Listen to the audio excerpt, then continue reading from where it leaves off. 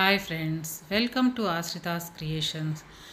ఈరోజు నేనైతే ఒక మంచి హెల్దీ రెసిపీతో మీ ముందుకు వచ్చానండి. అదేంటి ఐస్ క్రీమ్ చూపిస్తున్నారు, హెల్దీ అనుకుంటున్నారా? అవునండి, నిజంగానే హెల్దీ. చక్కెర లేదు, అదేవిధంగా క్రీమ్ లేదు, ఎలాంటి మిల్క్ పౌడర్ కానీ కార్న్ఫ్లోర్ కానీ ఏది వేయకుండా మన ఇంట్లో ఉండే వస్తువులతో చక్కగా ఎంతో రుచిగా అదేవిధంగా ఎంతో హెల్దీగా చేసే కుల్ఫీ ఐస్ క్రీమ్ ఎలా చేయాలో మీకు చూపిస్తాను. మన ఛానల్ని ఎవరైనా కొత్తగా చూస్తుంటే ఖచ్చితంగా లైక్ చేయండి, షేర్ చేయండి, సబ్స్క్రైబ్ కూడా చేయండి. చూడండి, ఇక్కడ చూస్తున్నారు కదా ఎంత బాగుందో. కలర్ కానీ టెక్స్చర్ కానీ క్రీమీగా ఎంతో టేస్టీగా. ఇంటికి అనుకోకుండా గెస్ట్లు వస్తే వాళ్ళకి ఇచ్చాను.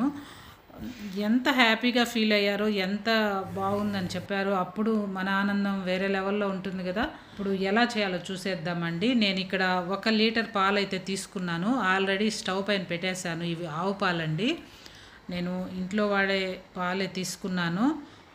Full cream milk. మీరు కూడా అదే తీసుకోండి. బయట నుంచి ప్యాకెట్స్ తెచ్చినా సరే ఫుల్ క్రీమ్ మిల్క్ అయితే చక్కగా బాగుంటుంది మనం చేసే ఐస్ క్రీమ్కి. దాంట్లోంచి కొద్దిగా పాలు పక్కకు తీసుకొని దాంట్లో ఈ కుంకుమ పువ్వును అయితే యాడ్ చేస్తున్నానండి. మనం చేసుకునే ఐస్ క్రీమ్కు మంచి కలర్ కానీ టేస్ట్ కానీ ఇంక్రీజ్ అవ్వాలంటే కొద్దిగా ఒక చిటికెడు కుంకుమ పువ్వుని యాడ్ చేసేయండి.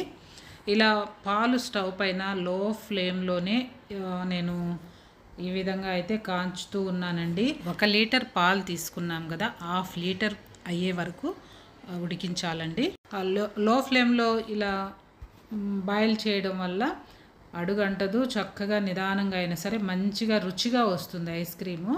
ఇలా మధ్య మధ్యలో కలుపుతూ ఉండాలి. అదేవిధంగా 1/2 అవర్ ముందు నానబెట్టుకున్న జీడిపప్పులు ఒక 15, ఒక 20 వరకు బాదం పప్పులను కూడా నేను అరగంట ముందుగా వేడి నీళ్ళలో నానబెట్టుకొని పైన తొక్కలంతా తీసి పెట్టేసుకున్నానండి. అవన్నీ చూపిస్తూ ఉంటే వీడియో లెంగ్తీ అవుతుందనే ఉద్దేశంతో మీరు జీడిపప్పు బాదం పప్పు 2 కూడా సేమ్ క్వాంటిటీలో కూడా తీసుకోవచ్చు. ఇక్కడ నేను మంచి వాసన కోసం ఇలాచీ యాడ్ చేస్తున్నాను.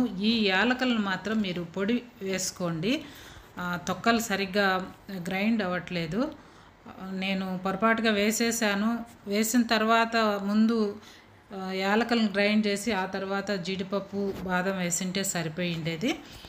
ఇలా మెత్తటి పేస్ట్ అయితే చేసుకోవాలి. మనము నానబెట్టుకున్న జీడిపప్పులతో సహా వాటర్ కూడా వేసి నేను గ్రైండ్ చేశాను.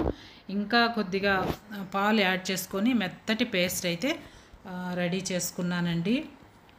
మన ఇంట్లో ఉండే వస్తువులతో మనము ఇలా హెల్తీగా పిల్లలకు చేసి పెట్టడం వల్ల వాళ్ళు బయట కొనే ఐస్ క్రీమ్ జోలికే వెళ్ళరు, హెల్తీగా ఉంటుంది. అదేవిధంగా మనం చేసేటప్పుడు చాలా జాగ్రత్తలు తీసుకొని చేస్తాం కదా, పిల్లలు కూడా చాలా ఇష్టపడి తింటారండి.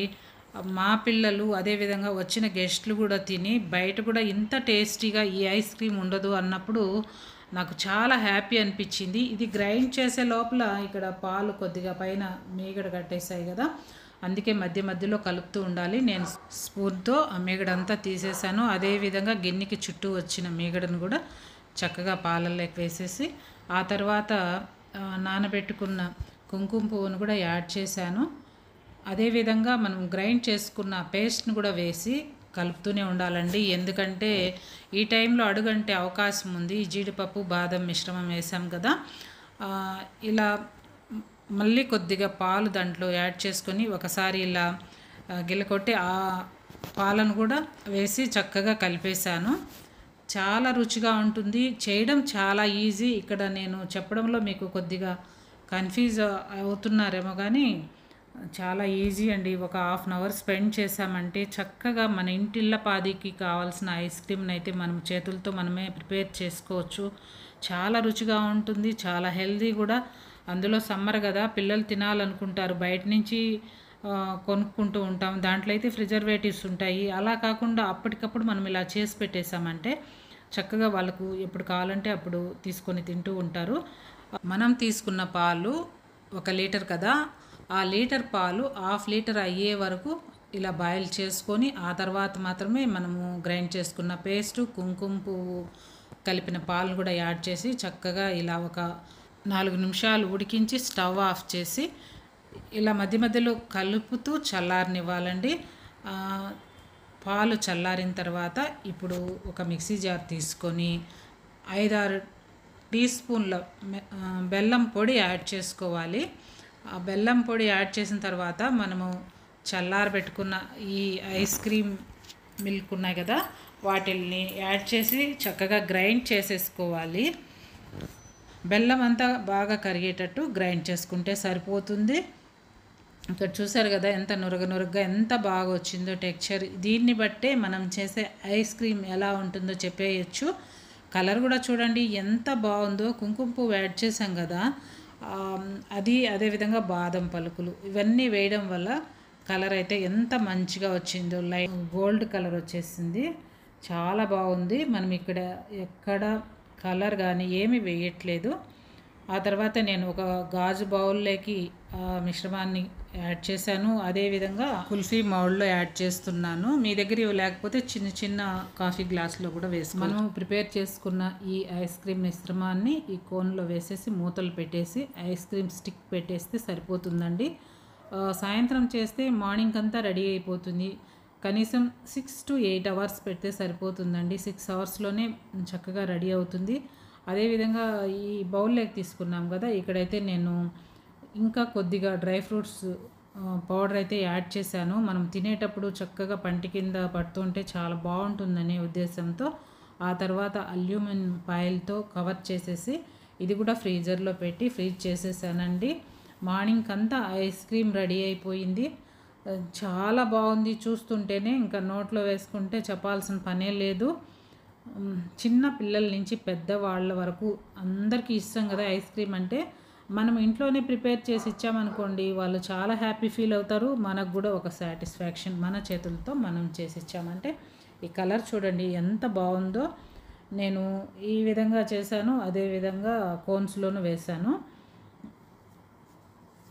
ఆల్రెడీ నేను స్టార్టింగే చెప్పాను కదా, ఇంటికి గెస్ట్లు వస్తే ఇచ్చానని. వాళ్ళు చాలా హ్యాపీగా ఫీల్ అయ్యారు. నేను ప్రిపేర్ చేశానంటే వాళ్ళు నమ్మలేకపోయారు. ఇంత బాగుంది బయట కొనే ఐస్ క్రీమ్ కంటే అని చెప్పినప్పుడు నాకైతే చాలా హ్యాపీగా అనిపించింది. చాలా ఈజీగా చేసుకోవచ్చండి. రకరకాల ఐస్ క్రీమ్స్ అయితే నాకు చేయడం వచ్చు. మామూలుగా ఇప్పుడనే కాదు, నేను మా పిల్లల కోసం 25 years బ్యాకే ఇంట్లోనే నేను ఐస్ క్రీమ్ ప్రిపేర్ చేసేదాన్ని. ఎందుకంటే హెల్దీ ఫుడ్ పెట్టాలా అనేది నా ఉద్దేశం. అదేవిధంగా వీటిని తీయడానికి కొద్దిగా వాటర్ గ్లాస్లోకి తీసుకొని కొన్ని సెకండ్లు అలా తిప్పేసామంటే ఈజీగా కోన్ అయితే బయటకు వచ్చేస్తుంది. చూసారు కదా ఎంత నీట్గా వచ్చేస్తుందో. లేదు 2 చేతుల మధ్యలో పెట్టి రఫ్ చేసినా కూడా, అంటే కొద్దిగా వేడి చేసినా కూడా వచ్చేస్తుందండి. మీకు నచ్చితే ఖచ్చితంగా లైక్ చేయండి. అదేవిధంగా మీరు కూడా ఇంట్లో ఉండే వస్తువులతో ఇలా ప్రిపేర్ చేసుకొని ఎలా వచ్చిందో కూడా కామెంట్ చేయండి. ఇక్కడ మీకు ఇంకొక విషయం చెప్పడం మర్చిపోయాను. కుంకుమ పువ్వు అనేది ఆప్షనల్ అండి. ఇష్టమైతేనే వేసుకోండి. కుంకుమ పువ్వు ప్లేస్లో కలర్ యాడ్ చేసుకున్నా సరిపోతుంది. నా దగ్గర ఉంది కాబట్టి నేను వేశాను. కలరే కాదు, టేస్ట్ కూడా డిఫరెంట్గా ఉంటుందండి కుంకుమ పువ్వు వేస్తే. ఇదేనండి ఈరోజు video. Thank you for watching.